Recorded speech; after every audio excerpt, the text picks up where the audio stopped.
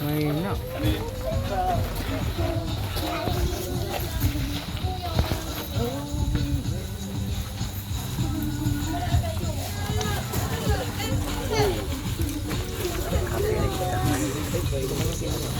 Hindi na ng isang si.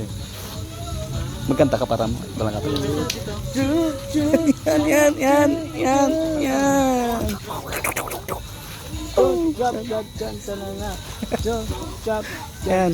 Para walang copyright. Yan.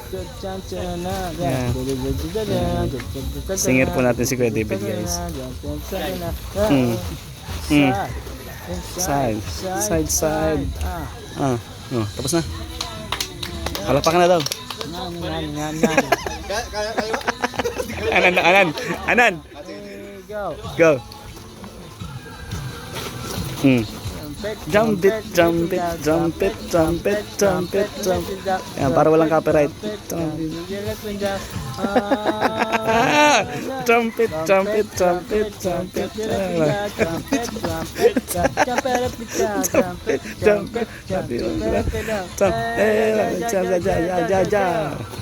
Po yung kumakanta guys para walang copyright guys. Okay.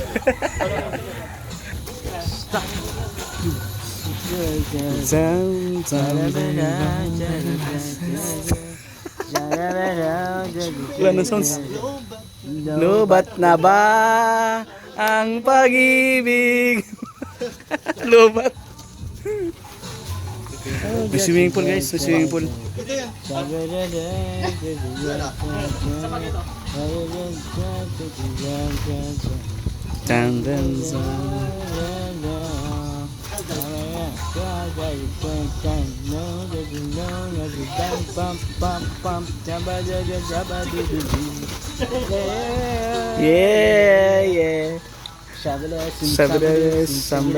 Somebody. Galing mo bro.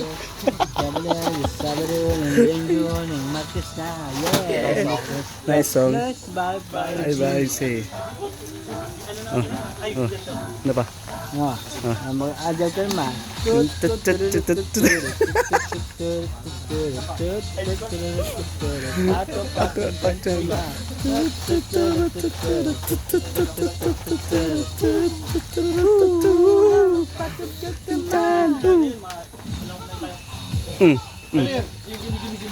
Oh, give daw, give.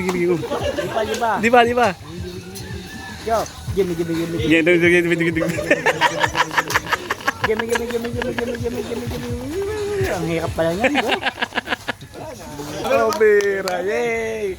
Meron pa raw.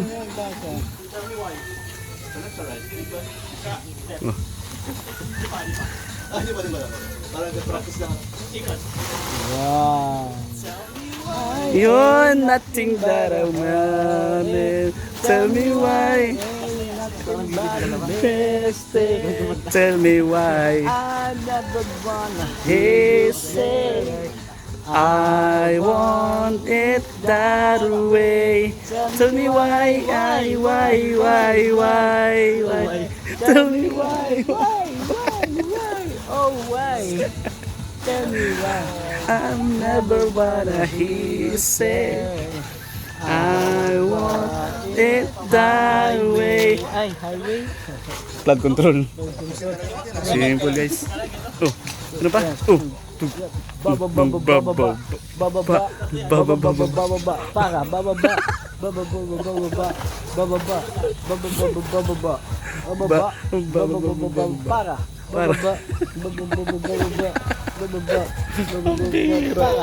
Natapos na?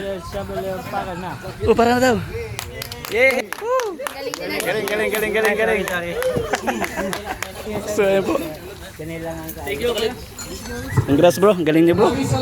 Galing niyo bro. Practice kami. Nagsayo kay Papa James. Hindi ko kumanta. Sa pag-ano sa akin. Ngayon po na meron na po tayong bagong bahay. Ay, salamat bro. Sana, mahalin niyo po itong bahay. Tapos, panatilihin niyo malinis. Opo, alagaan niyo po. Kasi sa inyo na rin po itong bahay. So, congratulations po sa inyo nanay. Eh, ano ko na din po siguro, meron din po kasi nagpapabigay po.